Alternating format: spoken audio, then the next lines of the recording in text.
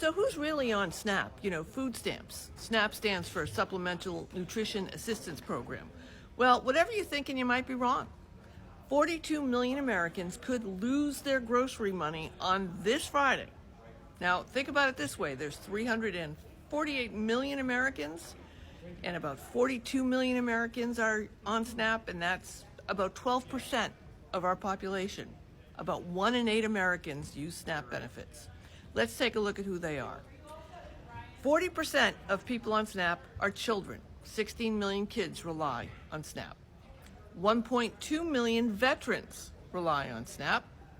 And here's something that's interesting. 22,000 active duty military families rely on SNAP. Yes, people actually serving our country rely on food stamps.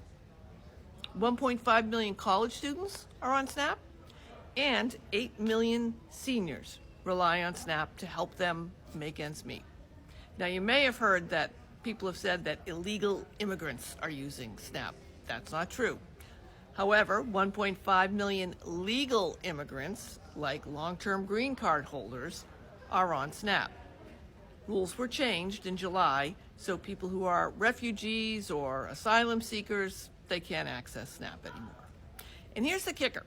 About a third of SNAP households have someone who is working a job. They just aren't making enough money to make ends meet.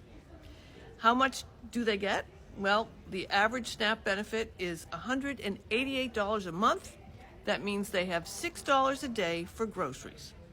So this isn't getting cut because there's no money. There's a $6 billion emergency fund the government could use, but the Trump administration and the Republicans are against it.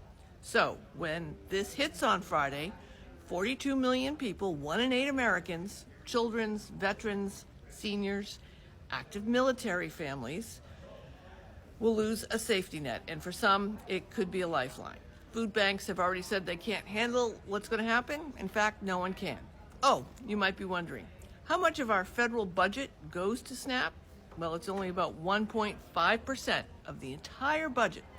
That means $288 a year Americans pay to support people who need SNAP. So, do you know someone who is on SNAP? Are you on SNAP? Can you share your story? And do you think $288 a year is too much for us to be paying to support children, seniors, veterans, and active military families? Leave your comments below.